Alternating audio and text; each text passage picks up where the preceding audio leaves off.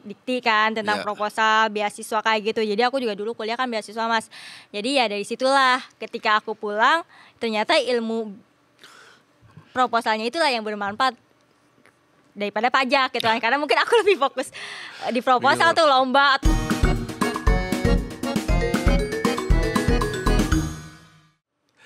Taman Balai Baca atau TBM Balai Baca Cijayanti adalah sebuah komunitas yang ada di sebuah desa yang bernama Cijayanti. Nah, ada satu sosok yang sangat luar biasa yang mengajarkan dan membangun tempat ini menjadi semakin luar biasa, dan dia adalah seorang perempuan muda yang bernama Dwi Sulistianingsih. Bener namanya. Betul. Tapi ini kan dulu sekolah perpajakan ya? Ya. Kenapa teh kemudian pindah dan berpikir untuk membangun sebuah taman baca? Pada waktu itu tuh aku salah satu anak yang beruntung nih tinggal di desa Cijanti tapi yang bisa lulus sampai sarjana di universitas negeri gitu kan. Banyak teman-temanku yang di desa itu nggak bisa merasakan hal seperti aku. Dulu itu aku masih di fasilitas sekolah kan aku sempat di kota. Jadi tinggal di desa, sekolah di kota itu kurang lebih 1 jam tuh perjalanan. Ya. Dan itu pun juga kita naik angkot juga gitu kan.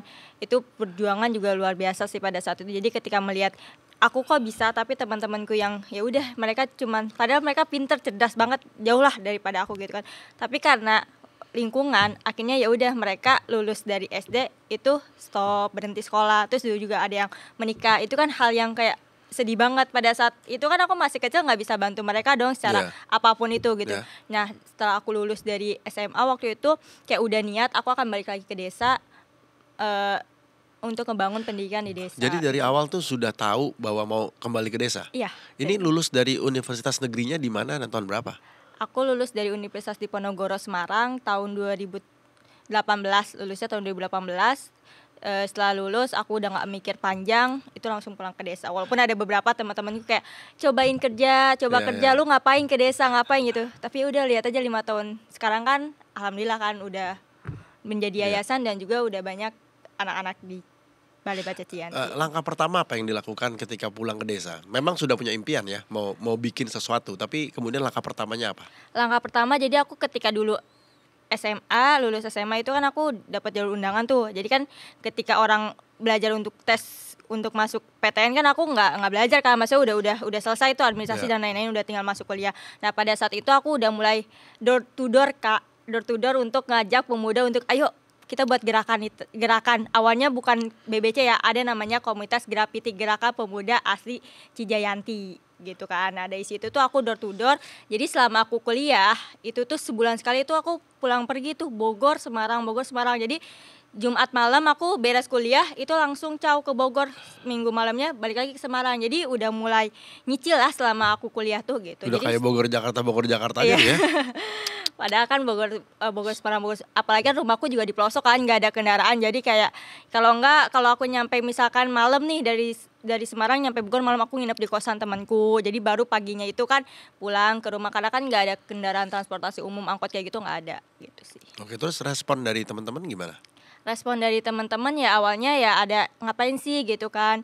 Terus juga ya udah, tapi kan sedikit demi sedikit kita pembuktian ke mereka bahwa apa yang kita lakukan itu emang bener kok gitu, niat dari hati dan juga akan ada hasil gitu sih. Tapi dulu tempatnya seperti apa? Kan perlu biaya juga untuk membangun infrastruktur. Jadi pas aku udah lulus itu kan aku dulu itu masih nyicil buku kan. Jadi sebelum adanya BBC juga ada namanya komunitas, aku punya namanya rumah literasi itu. Jadi setiap Kamis malam Jumat itu kita ada kegiatan pengajian.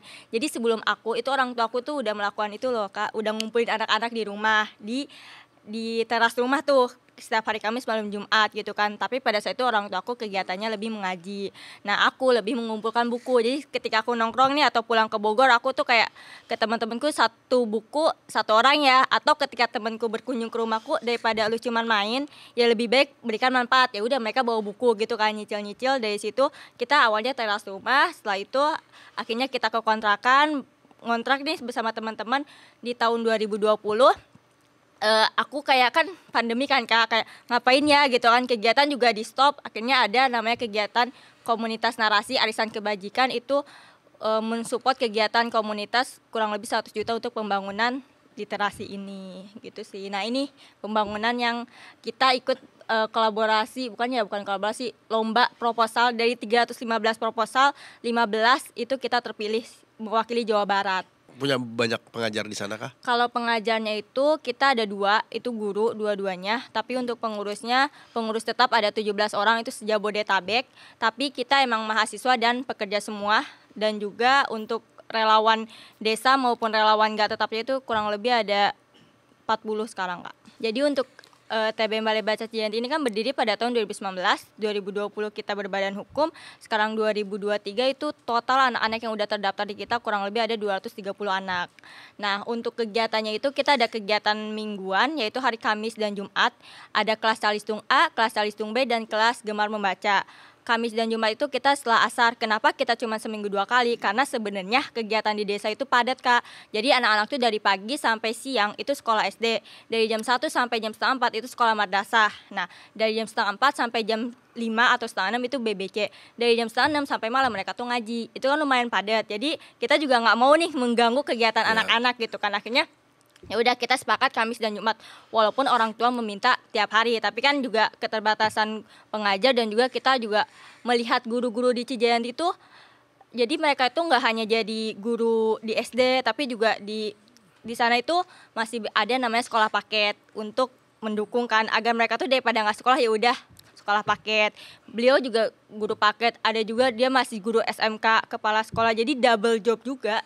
Jadi untuk pengajar itu ada 2 orang, yaitu kegiatannya itu hari Kamis dan Jumat, kelas Calistung A, kelas Calistung B, dan kelas Gemar Membaca. Kelas Calistung A itu untuk anak-anak usia 3 tahun sampai 7 tahun, itu biasanya anak-anak yang hadir itu 70 anak.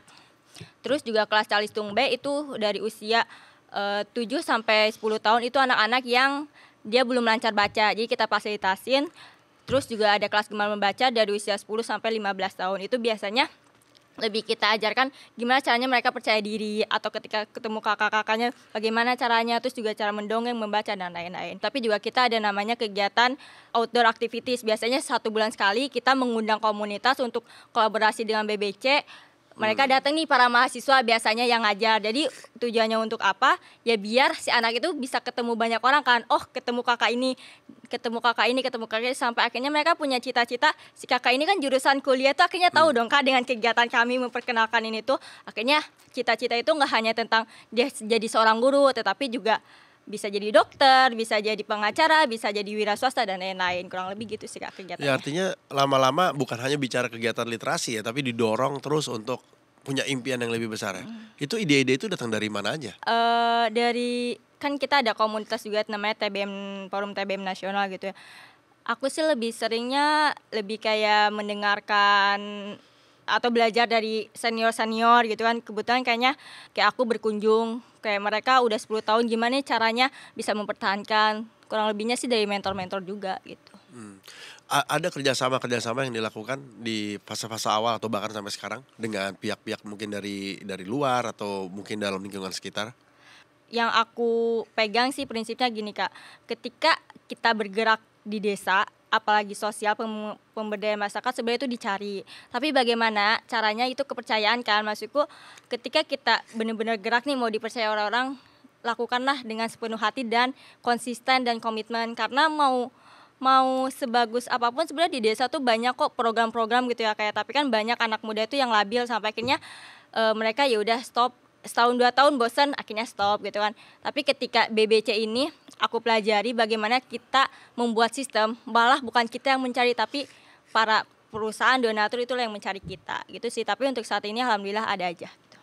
Oke, menarik. Jadi memang dari awal bikin inisiatif dulu, bergerak dulu sendiri, pakai dana pribadi, dana pokoknya dari dukungan sekitar lah ya, orang tua dan lain-lain. Terus setelah mulai berkembang, nanti akan ada dana-dana yang masuk gitu. Ya, awalnya sih dari dana pribadi, habis itu dari proposal lomba, baru sekarang sih kayak dana-dana dari donatur dan lain-lain. Tapi emang kita lebih banyaknya sih dari proposal lomba itu sih Kak. Balai Baca juga bukan hanya berkomunikasi dan mengumpulkan anak-anak dan remaja, tapi juga UMKM dan perempuan. Nah, itu program-programnya seperti apa? Kalau untuk programnya itu, jadi pada tahun 2020 sebenarnya tuh aku sebelum ke literasi juga aku belajar kan, masuk nih ke program UMKM ibu-ibu, belajar kayak bagaimana sih punya produk yang punya legalitas halal dan lain-lain. Nah dari situ kan aku kurang lebih 3 tahun belajar, akhirnya aku nggak mau nih. Jadi aku sebelum punya BBC ada namanya produkku namanya Polubi Snack, keripik singkong dan keripik pisang. Nah di situ tuh kayak itu pertama kalinya ada produk Desa Cijanti yang memiliki legalitas halal, PIRT dan lain-lain, dan punya kemasan yang emang kita bisa jual nih keluar gitu. Nah dari situ kan aku juga nggak mau nih kayak cuman Polubi doang sendiri, namanya kita gerak kalau sendiri kalau nggak ada support itu kan gimana gitu kan. Akhirnya kayak aku mengajak beberapa ibu-ibu dari Kementerian Koperasi dan UKM tuh untuk bantuan UKM. Nah aku tuh bagian yang support bantu gitu loh, karena prinsipnya kita lulus kuliah itu ya yang bisa kita bantu ya manajemennya, karena kan teman-teman kita nggak bisa nih gitu kan. Akhirnya aku lebih fokus kayak bagaimana mencarikan bantuan-bantuan itu, sampai akhirnya ya udah kita dorong untuk si ibu-ibu ini untuk kayak mulai usaha gitu sih. Itu kurang lebihnya untuk program UKM. Tapi untuk kayak perempuan-perempuan ini kita kayak ada pendampingan, bagaimana ibu ini tuh kayak lebih semangat lagi, dan juga kayak nggak apa-apa kok kita sebagai perempuan juga tetap punya penghasilan ya, walaupun emang kodrat perempuan itu harus di rumah dan menjadi ibu rumah tangga, tetapi ketika kita udah selesai menyelesaikan pekerjaan rumah, kenapa enggak kita menghasilkan uang gitu sih. Sulit nggak mendorong para ibu dan perempuan ini untuk kemudian berwirausaha? Sulitnya karena mindsetnya nggak mau lewat proses itu Kak. Namanya usaha juga kan nggak bisa kita langsung ya.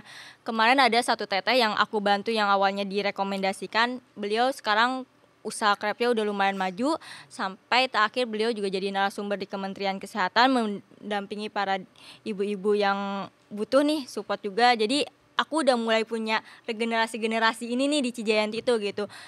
Dan alhamdulillah setiap dia event-event kayak kenaikan kelas, perpisahan, itu bisa nyampe 100 buket Kak orderannya. Dan itu menurut aku kayak bisa kok, produk desa itu sebenarnya punya kualitas, tinggal bagaimana kita mensupport kayak pemasaran dan lain. Emang sih pemasarannya di kita masih sulit karena transportasi jauh, terus juga pengiriman JNE kayak gitu agak sulit. Jadi ya itu sih tantangannya gitu.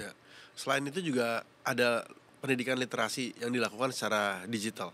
Secara digital itu kita lebih ke anak mudanya. Jadi kayak beberapa anak muda kayak dia waktu itu mau ujian nih ceritanya gitu, datang ke BBCT, bantuin aku dong presentasi, bikin PowerPoint, bikin ngetik komputer tuh gimana.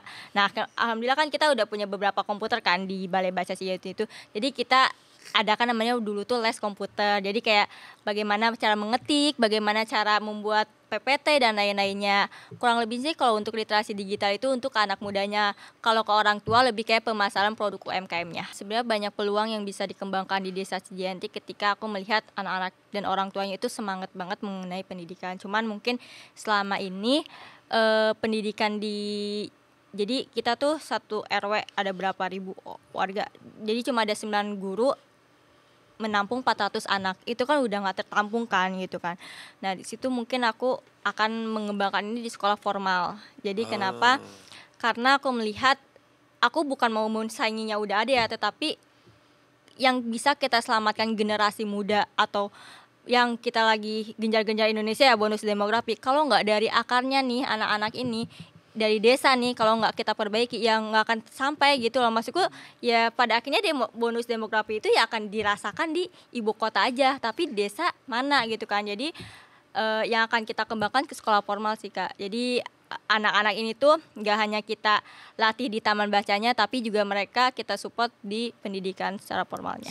Udah mulai kebayang nih bangunannya seperti apa? Udah sih Kak. Ya, terus mungkin kurikulum yang mau dibentuk, biayanya seperti apa, itu pasti butuh waktu ya? Ya itu butuh waktu. Aku pun juga nggak menargetkan itu, kayak berjalan aja. Sama halnya kayak taman bacaan yang awalnya kita 1 balai, sekarang udah nambah 2 balai kayak gitu sih Kak. Respon desa sekitar gimana dengan kehadiran BBC?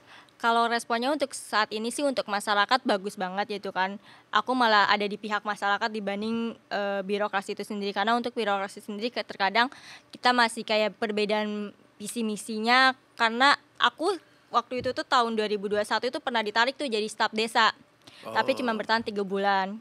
Kalau ditanya kenapa, mungkin aku masih pengen mengabdi untuk masyarakat, bahwa pengabdian masyarakat itu nggak harus kerja di pemerintahan kok. Tetapi menurut aku juga ketika kita malah bebas menjadi warga biasa gitu, itu bisa apapun bisa kita lakukan. Jadi supportnya sangat bagus, dan baik dari Pak Camat, Bapak Kamadan juga supportnya sangat bagus ketika Ya ada ya namanya yang jahil-jahil ormas kayak gitu mah tetap ada, mereka lah yang melindungi kita gitu. Kenapa nggak desa-desa sekitar lalu membuat BBC lain? Oh, untuk itu kita udah ada, Kak. Jadi untuk sekarang di Kecamatan Babakan Madang udah ada 7 TBM, di Desa Cijayanti ada 4 TBM. Jadi kita udah ada namanya pengembangan TBM itu Jadi sendiri. dimulai dari BBC dari Cijayanti, sekarang berkembang ada 7 7 TBM. di kawasan. Wow, keren banget. Dan berapa banyak yang kemudian ingin menjadi seperti Teh Dwi ini? Semua harapan kita kan sering juga rapat ya seluruh Indonesia nih penggerak TBM, pegiat literasi di Indonesia tuh ingin banget punya kayak, kalau kita kan sekarang kayak guru itu udah kita berikan honor karena kita nggak hanya fokus ke anak-anak tapi juga bagaimana guru itu kita hargai gitu loh, jasa waktunya, ilmunya dan lain-lainnya gitu kan, kita juga fokus ke mereka. Jadi nggak semua TBM bisa membiayai atau memberikan honor lah untuk para guru atau para relawan, juga nggak semua TBM memiliki bangunan atau fasilitas yang emang lengkap dengan bukunya. Teh, dengar-dengar ada kegiatan budaya juga ya? Ya, jadi pada tahun 2022 kita itu pernah dapat dana hibah dari Lestrit dan Forum TBM Nasional, yang mana mereka menginginkan bahwa kegiatan TBM itu nggak hanya tentang baca buku selesai, tetapi namanya literasi itu kan berkembang ya Mas ya. Jadi ketika anak-anak membaca buku itu tuh kita praktekkan. Nah mungkin salah satunya itu dengan membaca buku tentang permainan tradisional yang ada di Jawa Barat, terus kita praktekkan. Nah untuk tahun ini kita ada namanya kegiatan Sapai Literasi dan Festival Literasi. Sapai Literasi ini adalah salah satu program pengembangan TBM yang ada di Kecamatan Babakan Madang.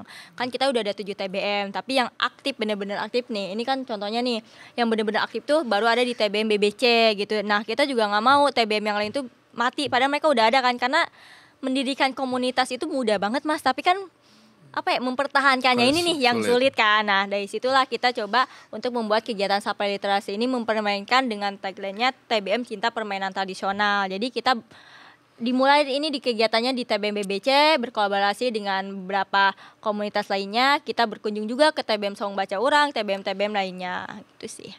Antar TBM kompak dong ya berarti ya? Alhamdulillah untuk 7 TBM ini mereka mengikuti semuanya. Ya. Sejak kapan Teh Dwi itu tahu bahwa ada proposal atau ada dana-dana CSR di luar sana yang memang bisa dipakai untuk pengembangan tempat-tempat seperti taman baca seperti ini? Jadi aku pas kuliah itu suka banget ikut lomba-lomba kewirausahaan. Jadi kayak kan ada, kalau pas zaman kuliah itu ada dari Kementerian Dikti kan tentang proposal beasiswa kayak gitu. Jadi aku juga dulu kuliah kan beasiswa Mas. Jadi ya dari situlah ketika aku pulang ternyata ilmu proposalnya itulah yang bermanfaat daripada pajak gitu kan, karena mungkin aku lebih fokus di proposal tuh lomba atau beasiswa gitu kan. Nah dari situ kan aku udah punya basically, dan dari situlah mulai kayak yang paling penting ketika kita mengajukan proposal atau ikut lomba itu kegiatannya itu ada. Kan banyak juga ya komunitas yang fiktif atau nggak ada kegiatan. Kalau kita kan kegiatannya ada dan emang itu di desa, warga lokal asli gitu kan, dan juga emang anak-anaknya juga membutuhkan. Jadi kita membuat program yang emang dibutuhkan oleh masyarakat. Nah jangan sampai ketika kita bikin proposal yang emang nggak dibutuhkan masyarakat, dana cair itu malah nggak tahu nih kemana. Tapi ketika kita bikin program yang benar-benar dibutuhkan masyarakat, itu kan bisa terdengar. Oh di BBC ada kegiatan ini, kan terus akan terdengar, dan kita akan update di media sosial kita dan orang-orang akan lihat. Jadi setahun kemudian ketika orang itu lihat lagi, oh BBC masih ada. Itu sih 5 tahun nih awalnya kita target dari tahun 2019 ingin menjadikan TBM BBC itu menjadi percontohan terbaik di Kabupaten Bogor. Nah mungkin menurut aku ini udah selesai nih gitu kan, karena ketika 5 tahun ini beranjak, baru 4 tahun aja kita udah bisa nambah gedung baru nih gitu kan. Itu udah sesuatu. Nah 5 tahun ke depannya itu aku akan fokus pada sekolah pendidikan formal, karena menurut aku anak-anak cuma belajar 2 hari atau 3 hari doang dalam waktu 2 jam 3 jam itu kurang. Jadi aku juga ingin terus mengembangkan mereka sampai mereka tuh bisa halo Kak, aku sekarang udah kuliah loh, lulusan sarjana. Jadi banyak juga nih versi Dwi selanjutnya. Merinding gitu. Kalau udah sampai ke situ merinding ya.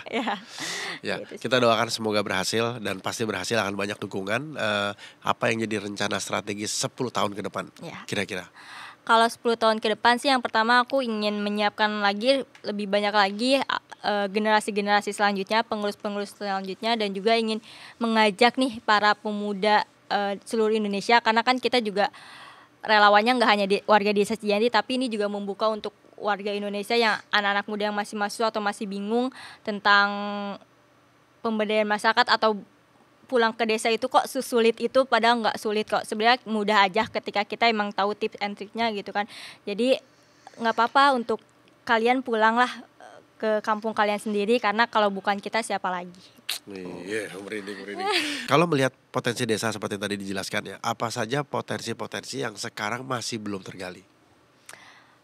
Sumber daya manusia sih Kak, karena menurut aku tuh ketika di desa itu kan makin kesini kan sumber daya alam tuh udah makin berkurang, karena kan makin banyak pembangunan dan lain-lain. Dari kota kita tahu lah pasti banyak pembangunan dan lain-lain.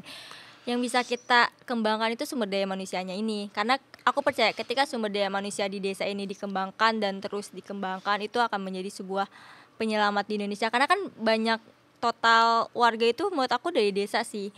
Dan ini juga yang sedang digerakkan juga oleh Kemendes ya, yang mana warga desa ini menjadi salah satu kunci terjadinya bonus demografi, karena kan masih banyak warga lokal gitu. Ya tapi kan nggak mudah juga ya kalau kita bicara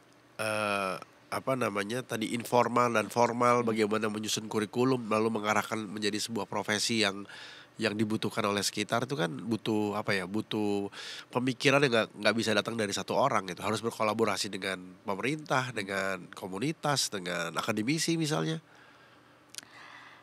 Tantangannya itu ya emang sih salah satunya ya ini, salah satu PR literasi itu kan gak hanya tentang kepada anak-anak, tetapi juga kita literasi kepada pemerintah, bukannya untuk mengajari, tetapi ya ini ketika emang literasi ini bisa nyampai ke pemerintah, itu sebuah keberhasilan kita nih dalam menjalankan literasi. Karena kembali lagi yang punya anggaran itu kan pemerintah, kita ini kan konseptor di lapangan. Nah ketika ini bisa menjadi sebuah kolaborasi yang bagus, aku yakin sih literasi di Indonesia yang nomor urut kedua nih sedunia itu akan melesat lebih baik lah, bisa lebih baik lah dari sebelumnya gitu. Tadi menarik karena Teh Dwi bilang tentang sumber daya manusia. Kalau bicara karakter atau sifat-sifat dari masyarakat atau anak muda yang ada di Kabupaten Bogor ya, khususnya di Desa Cijayanti, itu kira-kira apa yang menarik dari sana? Karena kan ada beberapa juga teman-teman di Tasik misalnya yang memang punya kemampuan untuk melakukan bordir ya, berarti tangannya tuh skillnya memang sudah dari awal tuh sudah terlatih untuk melakukan bordir gitu. Kalau di Cijayanti kira-kira apa? Kerajinan sih, ukiran. Ukiran. Jadi ada salah satu juga relawan kita yang emang beliau bisa mengukir dan bisa membuat ukiran-ukiran nama. Mungkin tadi ada di foto ada tulisan Balai Baca Cijayanti, itu juga atas ukiran-ukiran pemuda Cijayanti. Tinggal bagaimana peran pemerintah ini sih harusnya melirik anak-anak muda ini untuk terus ditingkatkan skill dan kemampuan itu. Tapi nggak hanya skill, tapi juga dibantu juga untuk pemasarannya. Baik, demikian bincang-bincang kita dengan Teh Dwi Sulistianingsih dan terus membangun negeri. Anda bisa menyaksikan tayangan ulang kami di YouTube channel Podcast Nusantara, dan jangan lupa support kami terus membangun negeri. Podcast Nusantara, hidupkan cinta Indonesia.